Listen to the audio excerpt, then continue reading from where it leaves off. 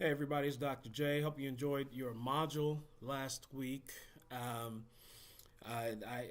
read through the discussion post. I saw some very interesting comments, and I think that many of you, well, last week I'm sure was very interesting, and some of you were able to identify that the NACIREMA people is actually American spelled backwards, right? So when we look at some of the questions you asked to consider, would you allow your son or daughter to date a NACIREMA? Would you consider their culture to be barbaric? It was very interesting to find how many of you would not want your son or daughter to date a NACIREMA. And some of the rituals, you considered them to be either barbaric or magic. And, it's quite striking that, in a sense, this is an example of how same thing happened to me when I first read this article. I was presented this article when I was in graduate school, like yourself, and it went over my head. Now, some of the other students, I guess they were smarter than me. They figured it out, but it went over my head that the way that the author depicted our culture, I did not even recognize my own culture, recognize American culture. And so the question is it fair to depict NACIREMA culture in this way? Some might argue that it is not, but the reality is that when we view our world, our society, we look at it through this perceptual screen. We have a lens in which we interpret the world around us, and so we can use this article as an analogy for what a perceptual screen might look like. Like, so for example, if I was from another planet and I came down to visit this world, Earth, visited America, and I saw a man scraping his face with a razor. I think they called that men lacerating their faces. Would I really recognize that that's shaving? Because human beings, I'm an alien, remember, human beings grow facial hair, therefore they have to shave it off. That may not register if I'm an alien. I don't understand that culture. Holy mouth men putting needles in the mouths of people. That's the dentist. So we have to think about our own perceptual filter. Because just like an alien visiting planet Earth, looking at Americans, if we're not fully engaged with or absorbed into one's culture, and we look at it from the outside, it's easy for us to make a lot of judgments. That's what happens when we place judgments on other cultures without any understanding of that culture. And so, of course, the bag is out, the secret is out. NACIREMA is American, spelled backwards, okay? And the question is, so why do we think this way? Well, the social perception model says that when we're presented with something to observe, there are a lot of different moving parts, different characteristics of ourselves, who we are, our familiarity with the target, what attitude, what mood we're in. Do we have a bad day today? Are we in a good mood? What are our general attitudes about people who are outside of our identity group? What's our self-concept? Do we have a sense of self-esteem, a sense of self-efficacy in ourselves? Individuals with lower self-esteem it's very easy for them to place judgment on other people.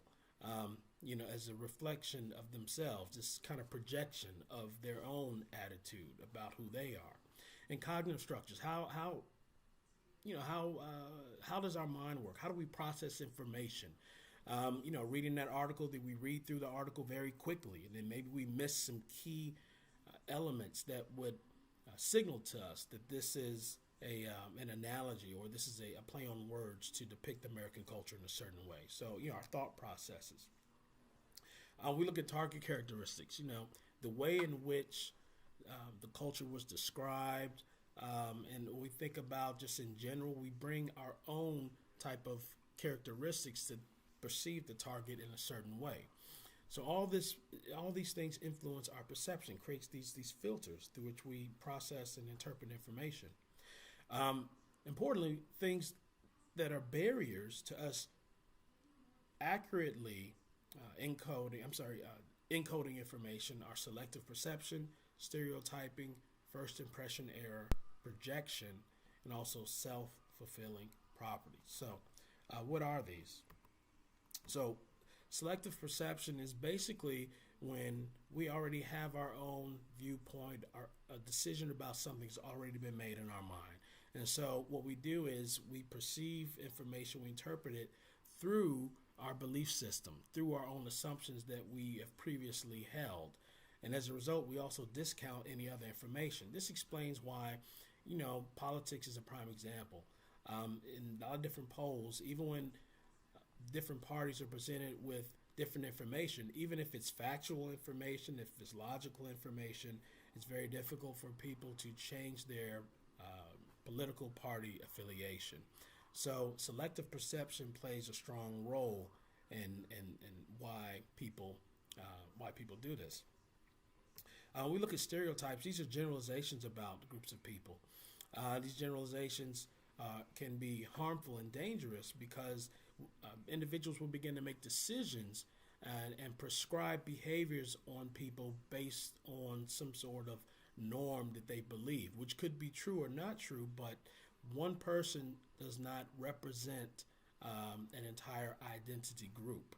And there's research that shows within different memberships, within identity groups, there's so much variation.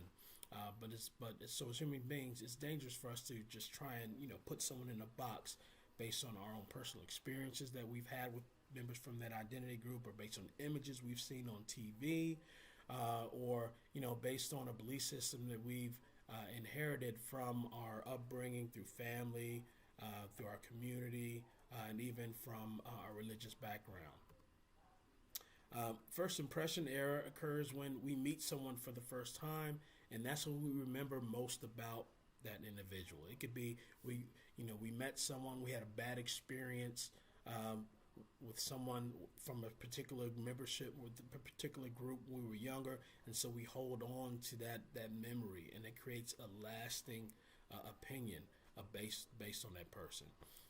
When I was younger, I grew up on the south side of Chicago. There'd be times when police officers would pull us over for no reason. It wasn't, so I formed a negative perception or bias towards police officers because, in my neighborhood at least, on the south side of Chicago, they seemed to treat me unfairly.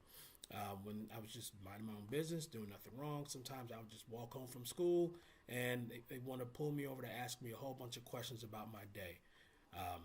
Now that I'm older, when I worked in a municipality, I worked alongside a lot of police officers and in partnership in different communities, and I was able to change my perceptions about police officers, so that first impression error bias that I had, that was mitigated by me being around police officers at a later age, and so it helped me to realize that I had to self-check my bias, where I can't just assume that every police officer is a certain way, or I can't be afraid of or dislike police officers because the experiences that I had with them in my interactions when I was younger. First impression error also occurs a lot during performance evaluations. When individuals, when the boss evaluates someone, when they first see you do very well, oftentimes bosses might evaluate you on either the first thing they've seen and also the last impression that they have from you. And usually all the behavior, all the performances that's in between the first impression and last impression is kind of murky and not remembered as often. So first impression can have both a positive or a negative effect. Projection, we talked about this, where we have our own beliefs and values, and we assume that other people share these same beliefs and values. And then self-fulfilling prophecy is when we have certain expectations about others, and based on those expectations, we treat them a certain way, and as a result of that treatment, we find that individuals begin to act in the way that we expected them to act, but we don't realize that it was our treatment of them that caused them to act that way in the first place. Thus the term self-fulfilling prophecy. So, for example, there are studies that show that when you have poor performing individuals, and very good performing individuals, and they're assigned to different leaders. Leaders who are told that the poor performers are good performers, they actually treat them and reward them differently as if they were good performers. And in some cases, those poor performers, their performance increases. It becomes more positive. On the other hand, leaders who are assigned uh, good performers, but told that they're poor performers, they treat those individuals, their subordinates, like they're poor performers. And so what happens is those performers who are usually good performers, they end up not performing as well because of the way they're treated. So self-fulfilling prophecy is something that also happens at work, and it also happens often in when we look at diversity research and how assumptions made based on stereotypes for different individuals because of their race, their ethnicity, their religion, or their sex or gender, they may be treated a different way. They're given different opportunities and assimilated into jobs that people assume best fit them. And as a result, these individuals sometimes become disengaged from work, and they're not committed, and they identify less with the organization. But then those who have these expectations about them will say, hey, I told you so. But the reality is that these individuals feel like they're not being able to put forth their full potential, and they're looking for somewhere else to work or something else to do in order to do that. So I'm hoping that this activity and that discussion board was able to shed some light for you to reflect on your own perceptual filter, your own bias, which is very important as we move forward throughout the rest of this class. Just some housekeeping tips. I'd let you know, make sure that if you have not said hello to your team on your Google Hangouts group, you need to do that.